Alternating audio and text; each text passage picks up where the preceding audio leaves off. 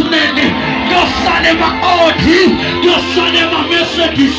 Umubulali, umubulali, yephenduka ma, because amabhuku alelive basalwa ayosala emathuneni. Kunebantu abasatshoka ngendzawo bathi kwase kwafika nesigebengu siyabulawa. Yeyi wena, amabhuku alelive basalwa ayosala emathuneni. Noma ngabe unyaka uhamba nesibhamu abantu bakubuke bakushayele entandla, let me tell you, amabhuku alelizwe ayosala.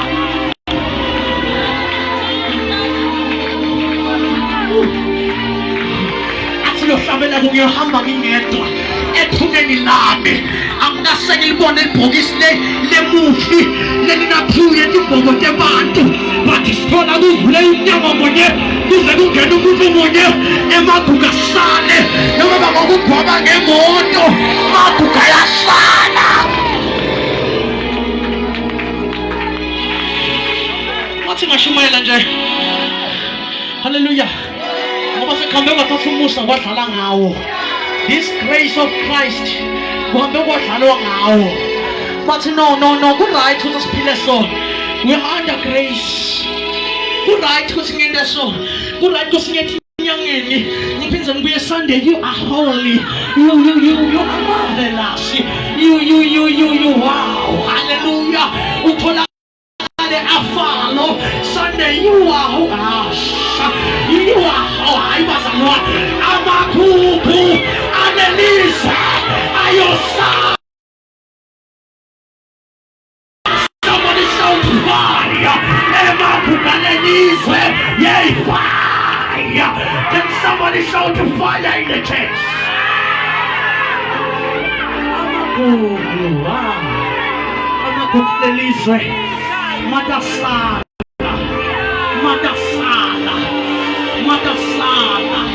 Lokule kufamba nisikwembu kula kusala lesi awukoni kufamba na Yesu swin'wanyana ufamba na so libhayibheli lithi ukuthi Jesu yenile likhathena nisinzwako kuletheni kimi loko no kuletheni kimi loko ema-amstel Jesu makabethelwa wabethelwa nawo ungathi amemethela la.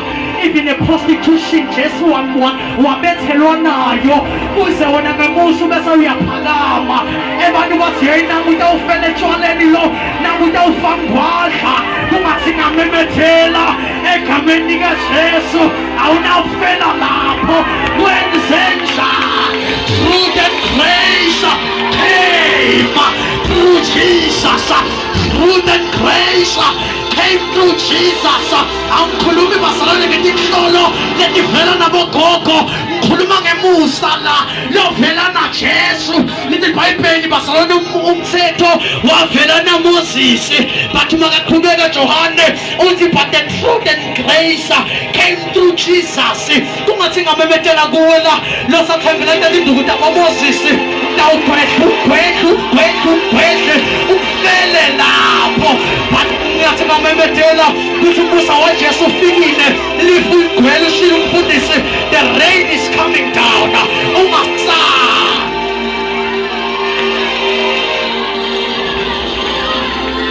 Shout Jesus, shout Jesus, shout glory, shout glory, shout fire, shout fire, yeah, shout fire, shout Jesus. Noma ngabuya phema shiya lento leyo sana, noma ngabuya loya kungathi ngamemethela yosala nalento ndivuse busuku emagugasane.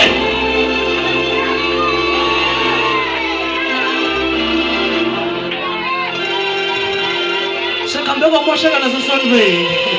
Some they are prophesying ngemimoya bogogo. Some they are prophesying ugogo wami ubonakalile what so bazalwane kumele sifaste under the command of gogo. Yeah, shut up man, that is Jesus who speaks. iBhayibheli akushiya imoto ngikushiya namoya ingcwele umphuphuki wena utakunifundisana nekwathiko naleni ngakwa Nkosi yami ngiva ngathi mhlawumbe singaya Nkosi yami livini laNkulunkulu Nkosi yami lehlobo nje lithanza livi laNkulunkulu haleluya bazalwane haleluya haleluya bazalwane haleluya haleluya tshela makhelwane wakho ukuthi magugalele izinto sala la. Every prophet is your friend. Every prophet, you are consulting every prophet. Every church you are there. Uzawutati nokuthi ukhonza kuphi. Ungaqala nje la makukhonza udova lo myama angosho wakho. No bazalwane. Maguga to sala, I'm telling you. And kukhona lenye into abantu bangayathi ukuthi ligugu man of God. Anointing bazalwane ligugu. Ihamba la, iflowa la. Little Bible Elisha wathi kube afe wangcwatshwa wabola kwafika isikhathi semngcwabo lithi Bible bathatha sidumbu bayanase emathineni angathi lela Elisha belinjani ngoba iBhayibheli lithi sidumbu basiyeke la sawela tu kwemathambo akhe lithi Bible savuka sareacta kwathi ngamomentele leligqobo lobhiza ukhosha ngalo lento leyo yebazalwane ligugu yosala. I'm telling you, there is no prophet of God le, there is no worshippers bani le, kune bantwana baNkulunkulu.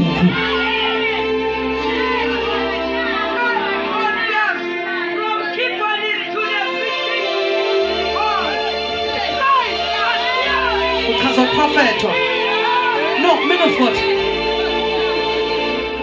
Prophet is a cheap thing. It's a simple thing. But when uchazwa ngiloko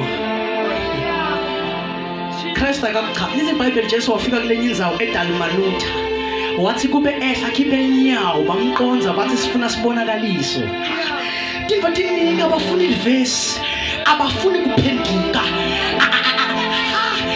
abafuna kusinziswa wathi nje woprofeta makahlangana nawe endleni prophet asichazwa ukuthi umfundisi asichazwa ukuthi da business inbox ako Facebook hi man of God sinziswa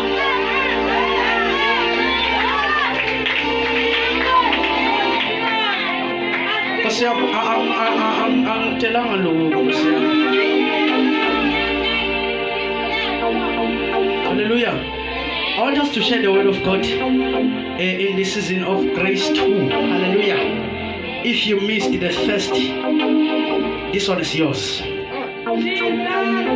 Hallelujah. Matthew chapter 17, verse 24, 25 and 26. Lomonye angivulele Luke chapter 5 from verse 17. Ngajabula kakhulu nje ukuthi siqale kufunzelwa ngonango lo phethe Matthew chapter 17 egameni lika Jesu from verse 24, 25 and 26 sitothandaza. Bathi kube befike eKhaphanawume Jesu kanye nebafundisi bakhe labo babutha umthelo welithempeli benta babuta kuPetro bathi umfundisi wenu uyawukhipha yini umthelo welithempeli Petro wabaphendula wathi yebo ngesikhathi Petro angena endlini Jesu wambuta kuqala wathi Simoni ngembona wakho wena uthini emakhosi ehlaba ayithatha kubobani imithele ayithatha emadvodzaneni awo yini noma ebafokatini Petro waphendula wathi ayithatha ebafokatini Jesu wase uthi ngako ke kusho ukuthi emadvodzana akhululekile ekutheleni. Hallelujah. Lo sitholele bazana Luke chapter 5 ngasifunzela egameni la Jesu from verse 17. Ngalelinye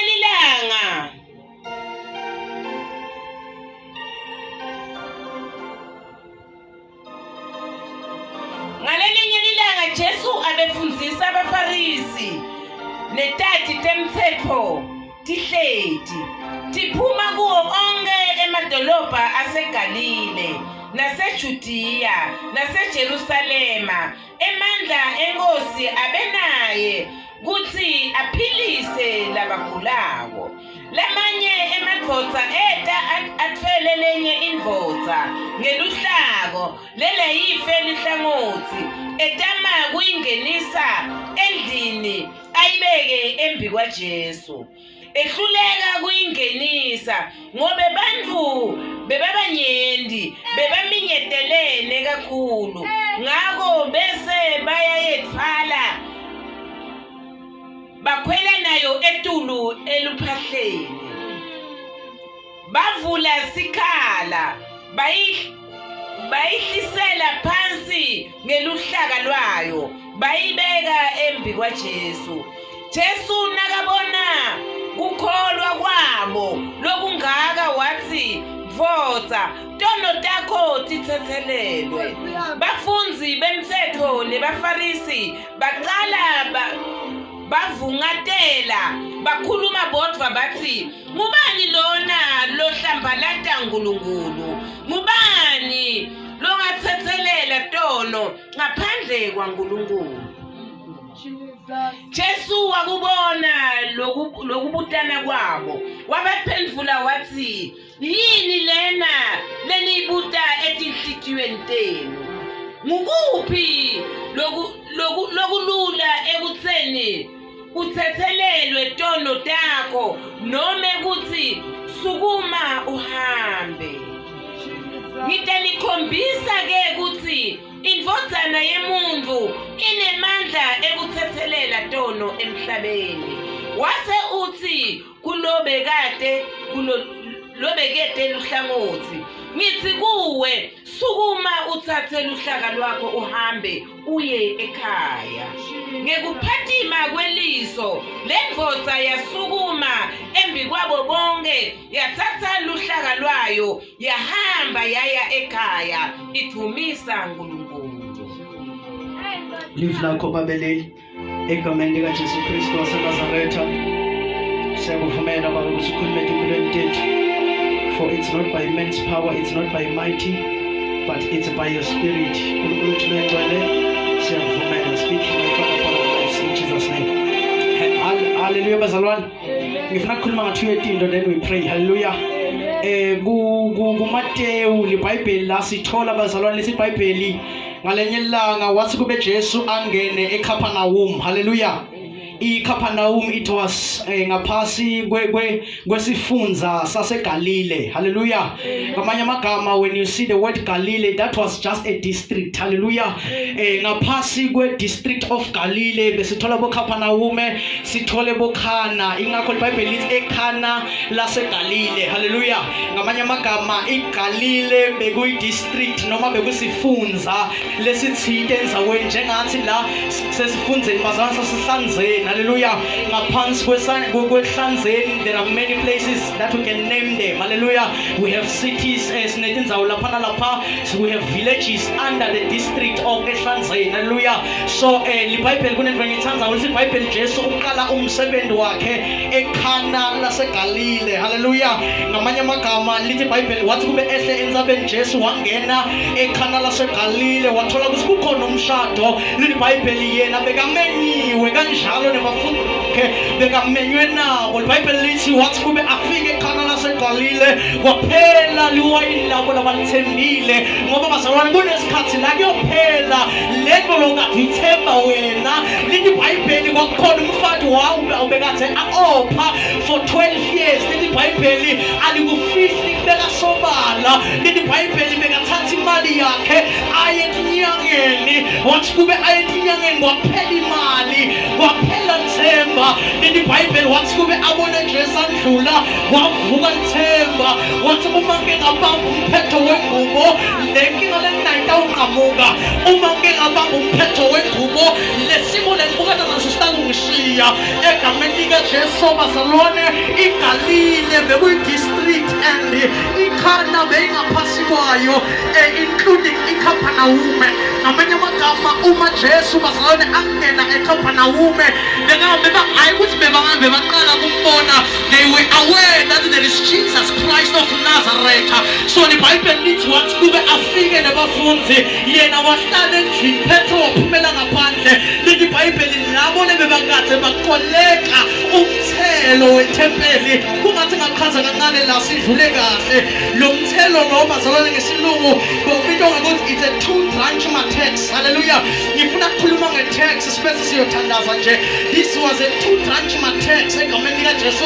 uma ufunde incwadi ka-Exodus chapter 38 from verse number 11, it is when bazalwane kwa-introduce le two-DRANCHMA tax. lithi iBhayibheli uNkulunkulu wakhuluma kuMoses, Moses ngekhathi bafika enzabeni yaseSinayi wathi uNkulunkulu Moses, uma ubala ama-Israyeli labanam-20 eminyaka kuyentulu, make it a point ukuthi bakhipha imali yekuhlenga impilo yabo.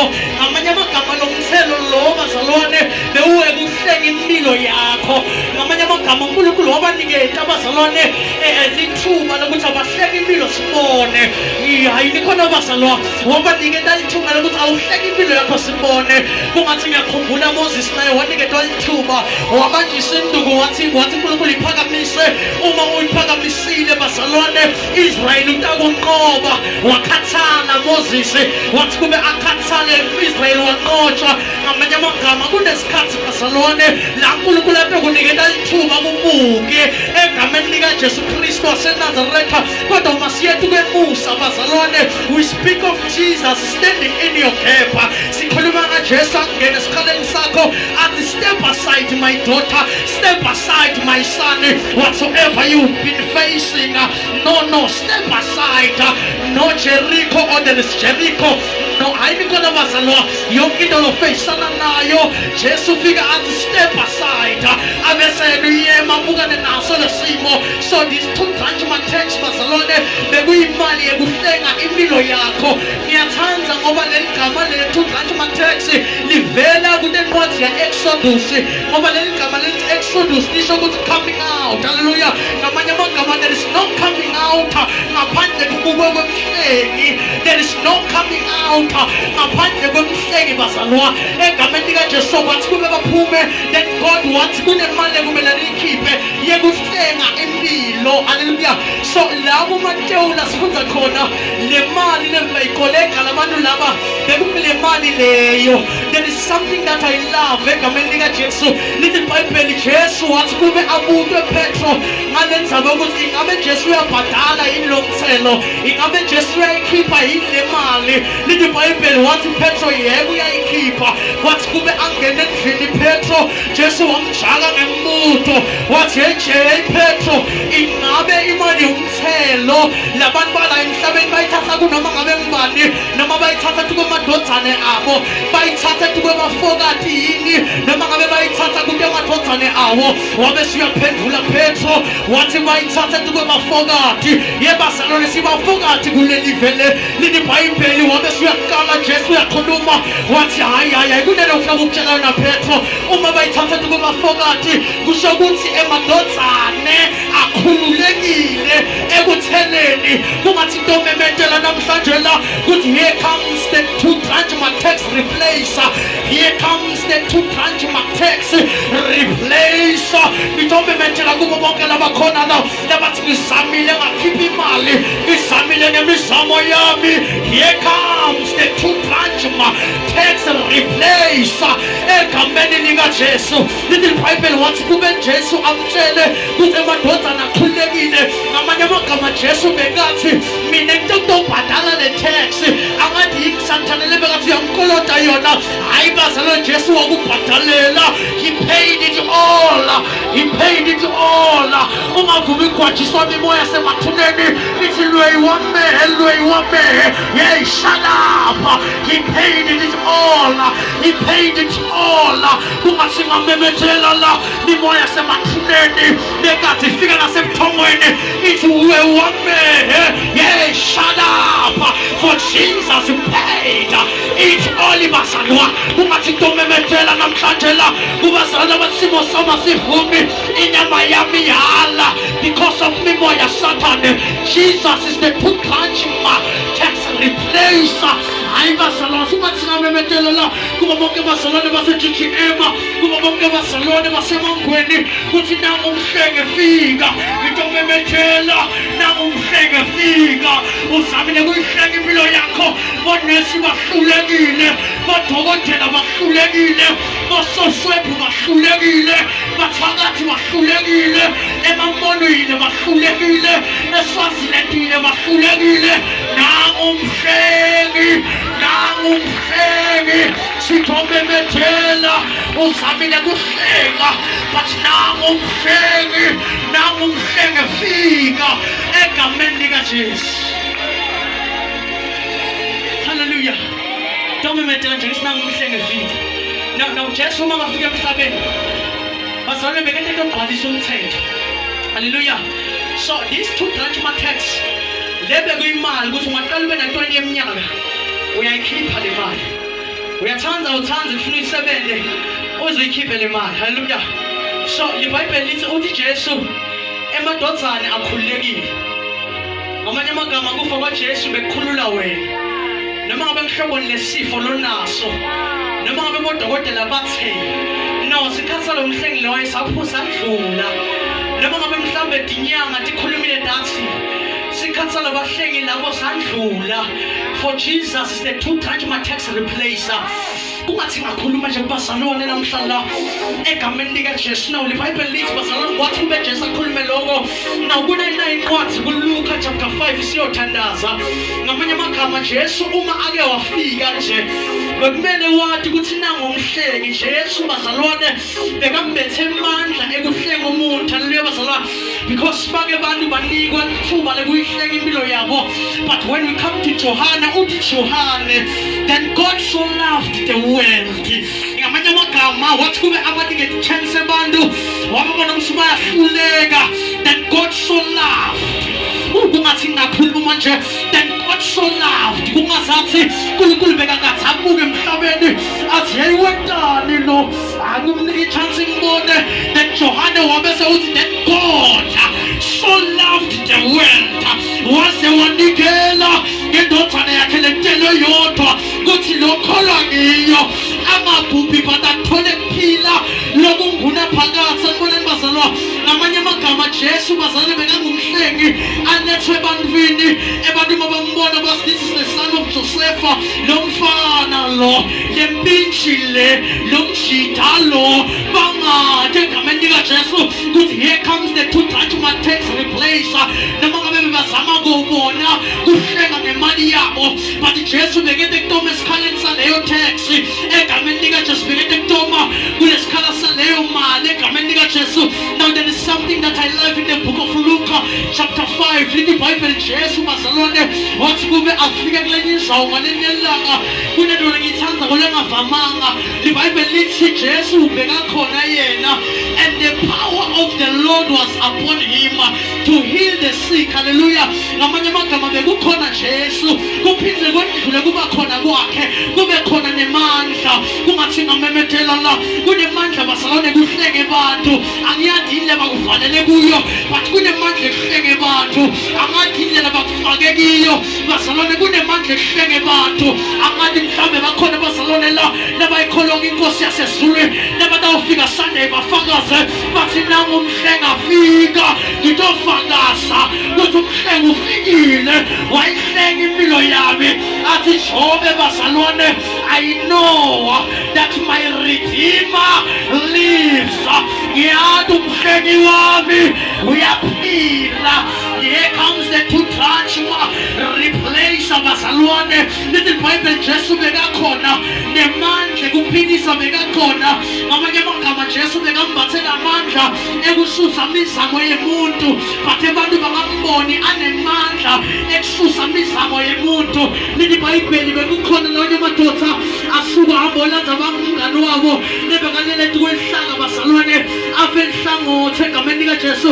Uma bathi ufe ihlangothi ngamanye amagama kunesikhathi la azama khona but indoda ingahlangani ukawanaka uthi ngiyathandaza but ngathi umthandazo wami uginala emathayeleni no ngathi ngiyafasta but i-answer ngathi ayifiki kimi nale ndoda le beyinjalo because beyifehlangothi linye ngamanye amagama lo bekungunqenganqenga lo bekunguzamazama lo but uma ke kwafika uMhlengi kuyaphela kuzamazama asizami basalwane egameni likaJesu asimzamazami asinqenganqengi egameni likaJesu Kristu waseNazaretha lithi iBhayibheli lamadoda lawo amlanza umngane wabo kufuneka abantu in this end times nabantu lanze bangani babo nabambona ukuthi umngane uyagula lo noma ngabe une-cleavage noma ngabe upakile but umngane uyagula lo umthatha umise sonke uthi nangu umngane uyagula kufuneka abantu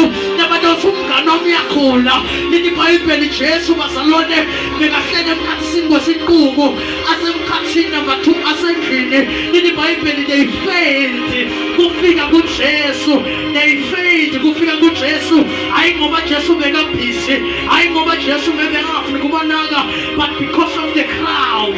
Be careful who you are in the church. Be careful what kind of a person you are in this world. It's either you are in the crowd or else you are in the body of Christ. It's what happens.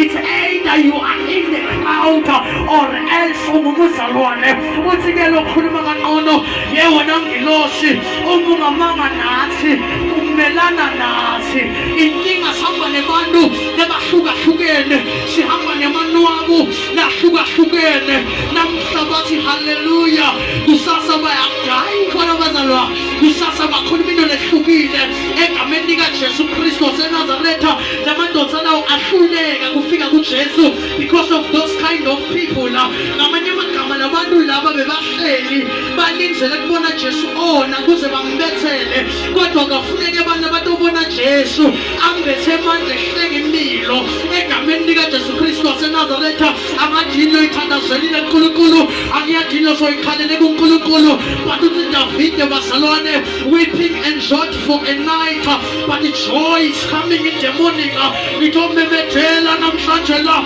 nangumhlengi lo nguJesu nangumhlengi lo nguJesu bazalwa angiyadinele kazi kufasile but nangumhlengi lo nguJesu lithi iBhayibheli bahluleka kufika kuye bathi kungcono siyithwale nendoda siye naye emathayeleni bazalwana sigive up ekukholweni bazalwana sibuyele emuva forward we go backward never forward we go backward never Red Sea or no Red Sea forward we go backward never Mara or no Mara forward we go backward never indlala iyafika forward we go backward never indonga ndenjela ikhona ngembi kwakho forward we go backward never lithi iBhayibheli bazalwane naseKenani bekhona giants or no giants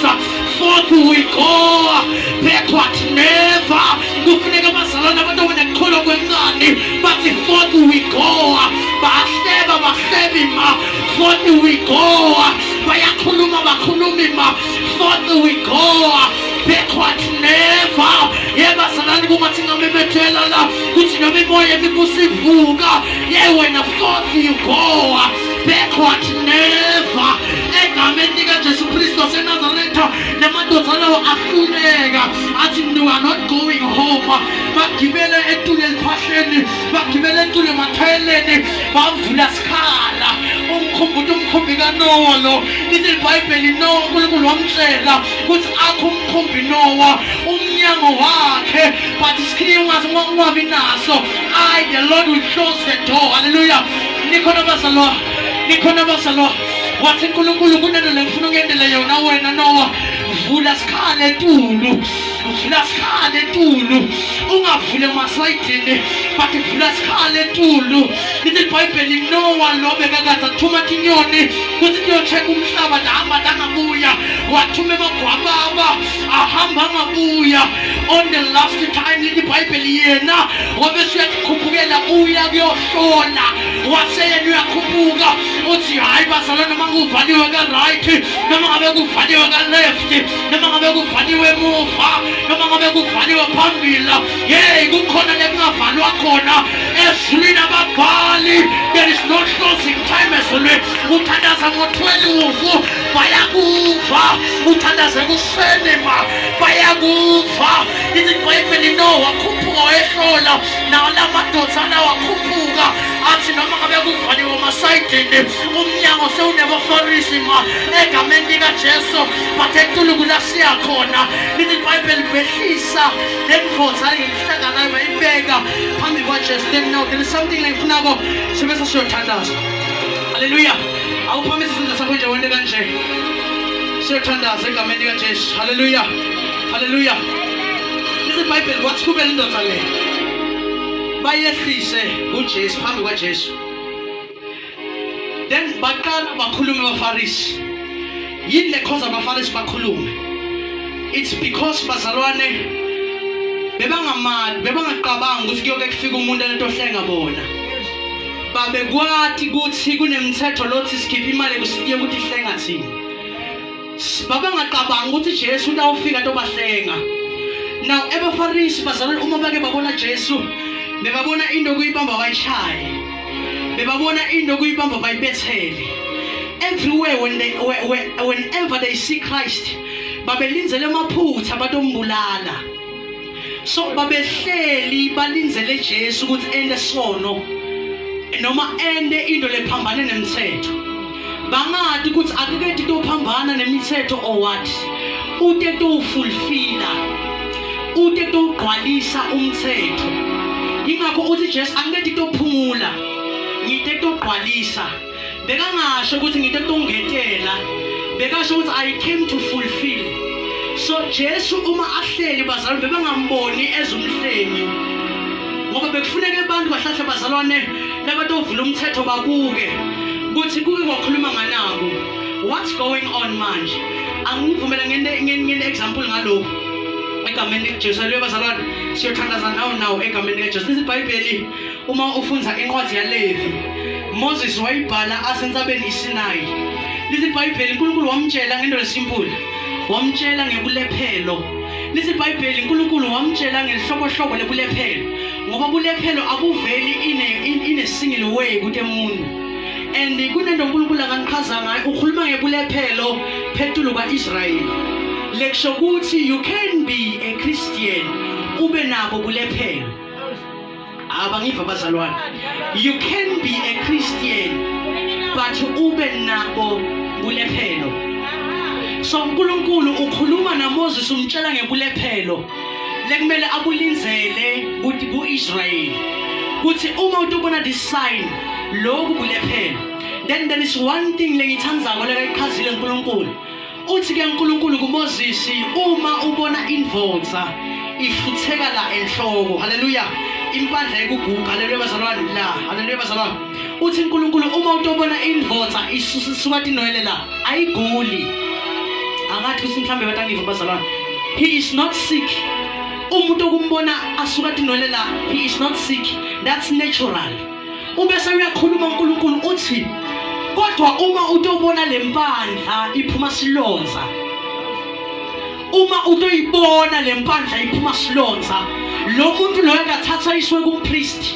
Ngamanye amagama bazalwane according the law umuntu uma kayabanjwa kulephelo bekangayishwa kuyoprofethwa bekangayishwa kuyoqathwa bekangayishwa bazalwane kuyokuniketwa tintfo letidliwako nje noma tintfo tasetindumbeni but bekumele aye kutempriest lo mkhulu. Haleluya. So ingakho iBhayibheli lithi amadvodza langithela benabulephelo aya kuJesu athi sihlambulule egameni ngamanye amagama bebanesambulo sekuthi the law says kuthi uma ukubona kulephelo hamba kutempriest ngamanye amagama unelobo na bebabona Jesu angumpriest. Now la sifundza khona bazalwane, Jesus was a two-DRANCHMA tax replacer, but abantu bangamboni into ohlenga bona egameni lika Jesu. iBhayibheli kunento engithandzako la Jesu uyaphendvula bazalwane uthi which is easier, kuthi utshele umuntu ukuthi uthathele lentono nokumtshela ukuthi asukume. Which one is easier, kumtshela ukuthi uthathele lentono nokuthi uphilisiwe. Ngomemethela nayive ukuthi bazalwane unguMhlengi fika, get up on that mat lolelekiyo leyo mat ayinawo emandla makufika uMhlengi egameni lika Jesu Kristu waseNazaretha. Lithi iBhayibheli Jesu wababutha wathi yini nabaFarisi yini lula la ekutsheleni umuntu ukuthi uthathele lentono nokuthi sukuma uhambe. Lithi iBhayibheli Jesu wabese wathi ngikukhombisa today ukuthi mina nginemandla ekuthathele lentono bazalwa. Wabese wathi get up, take your mat and go home. Hallelujah. Sitomemethela nayo ke info namhlanje kunemandla ekuhlenga umuntu lana bazalwa, kunemandla ekuhlenga umuntu bazalwa namhlanje ebusuku egameni lika Jesu. Lithi iBhayibheli Jesus said take your mat, get up and take out on your mat uye ekhaya egameni lika Jesu Kristu waseNazaretha. Ngamanye amagama lehlaka lebekakade alelekilo waniketwa ithuba ngenxa yokuhlengwa kuthi yena libambe ngetandla. Angiyathi yini ekade iphethe wena, but today bazalwa sajika izinto aguquke matafula isesandleni sakho ma.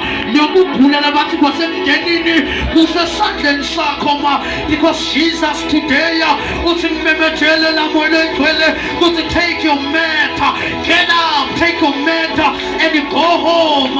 Angathi into okhuluma ngake bazalwane la labantu ufakaza Sunday labathi ngangifike ku night prayer of the season of grace number 2 ngafika ngathatha ihlaka lami ayiphatha ngetandla. Wake wafika Jesu eJerusalema eBethesda bazalwane, angazange afika thandaze but wafika to take your mat and go home.